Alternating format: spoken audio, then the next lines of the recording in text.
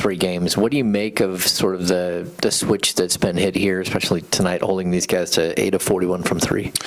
I mean, they missed some shots too, but I will give our defense a lot of credit. They're in a sweet spot as far as the standard that we expect, making people feel us, touching, making sure that we're up to the level, grabbing, making sure that we're forcing reds, not just, point switching. We've had chances to practice, and in our shoot-arounds and different stuff, we shell drill, and you're starting to see some of that translate into the game. The ability to communicate, they've just really done a really good job. My hat goes off to the guys, because they persevere through a lot of adversity, and that says a lot about them individually and a whole bunch about them collectively. Doug, you talked about it just a second ago, but your guys obviously have played through a lot of adversity this year, the team as a whole. Winning 3 in a row for the first time this year, do you feel like this is something that you guys can build off of? Like, is there any way to capitalize on that or kind of bottle that up, or is that not really possible? Our league is funny that way.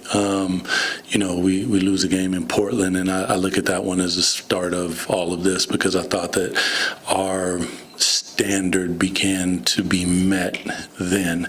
We dropped 2 in Los Angeles, and that wasn't it, obviously. But from that point, listen, we'll win some and we'll lose some. The key is, as we define ourselves, is that we play to a standard. It is what it is. And if they continue to do that, they put themselves in games. And once we are in games, then we really learn about ourselves as far as closing and, target basketball and really taking advantage. And we've seen it the last couple games where, guys slowed down, made sure that we got proper spacing, got who we wanted in pick and rolls, and then shared the basketball at the same time, and you knocked down some shots. Doug, a little bit of unique defensive matchups today, throwing Russ on Cat when Brunson was out there, having Precious on him, and Big on Josh. What was sort of the logic there, and how do you think that played into your guys' favor tonight? One of our assistants, Chris Darnell, this was his scout. We talked about it. One of the things is, obviously, when you look at the pick and roll with Brunson and Karl Anthony Towns, Precious is showing himself to be a Swiss Army knife on the defensive end. He's guarded a lot of different people. So he picks him up. He's pressuring. Cat goes to set the pick and roll. Now Russ is in front of him. We read it underneath.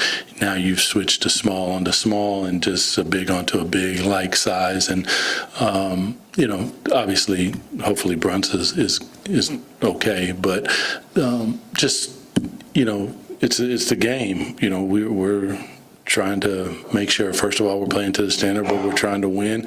When we talked about this, it's something that if it doesn't work, obviously we can go back to our basic matchups. But after talking about it, we said, yeah, let's give it a go. Doug, I know you talked about Precious from a defensive perspective and what he brings, like tenacity to the group, but even offensively tonight, 20 points. It's been a while since he's done something like that. Maybe a little extra motivation playing against a former team, former friends of his, of course. Sure. What did you see from him tonight offensively? First, actually, to be honest with you, he was locked in on a defensive end because he was accepting an assignment in JB that is a huge one. He's, MVP candidate, all the different things that come along with Jalen Brunson. So the ability for him to be willing and ready to step into that, I think that it locks him in. He was aggressive downhill, driving, making sure that he was getting to the basket. There's not a selfish bone in his body, so he's a willing passer. But the biggest thing on here is the 14 rebounds, 6 of them on the offensive end, and just grown man basketball all around. Doug, can you talk a little bit just about the growth that you've seen from this team, just game over game? It's like eye test wise, it felt like a lot of easy shots were given up maybe as early as a couple of weeks ago. Now it just looks like the shots are more difficult. Is there anywhere you're focusing them or focusing your opponent, specifically the shots you want them to take or trying to force them to take? Well, I mean, when you look at shot profile, we want teams to take above the break threes, contested. We want to get them into the mid-range, protect our paint, and take contested twos. And then we need to rebound the hell out of the basketball. And that's really what we like to do when it comes to shot profile. So, that can change depending on who you're playing and how you go about it, but that's the basic shot profile that we want. I thought that the pickup point for us has been a little higher, so teams are beginning to feel us. Opportunistically, we were picking up full court. Guys are in the passing lanes. When splits are coming and screen-aways are coming, pin downs, guys are getting to the body. They're putting hands on people. Like, that is what we want. That comes from, practice. Nothing beats that, showing them on film. Obviously, we're going through film sessions, making sure that everybody is locked in and in tune with what it is. Probably the biggest thing has been the game plan discipline. So we give them a game plan and they're locked in on it, and then they go out and execute it. There are going to be mistakes. It's part of the game, but the percentage at which we execute that is more towards the 80 highs than it is towards the 60 lows. And those 60 lows, all of a sudden, guys are getting open shots, the shots aren't contested, guys are late on rotations, and we're seeing a little bit tighter of a shell defense. Doug, wouldn't it'd be easy for a lot of teams, especially later in the year, I guess, to just sort of, when the record is what it is or what it was, like I'm just kind of wondering, do you think you've got veterans who are saying, like, enough is enough, like, we're not down with this, or do you feel like you've got young guys with something to prove, guys who are out there bringing a certain energy that is kind of everyone's feeding off of and giving life to the rest of the group? Yeah, I think it's a bit of both, to be honest with you. Like, when I talk to Debo and when I talk to Russ, and they truly believe. And that is, it's a powerful thing. Belief is truly powerful. The young guys, they sometimes don't know better.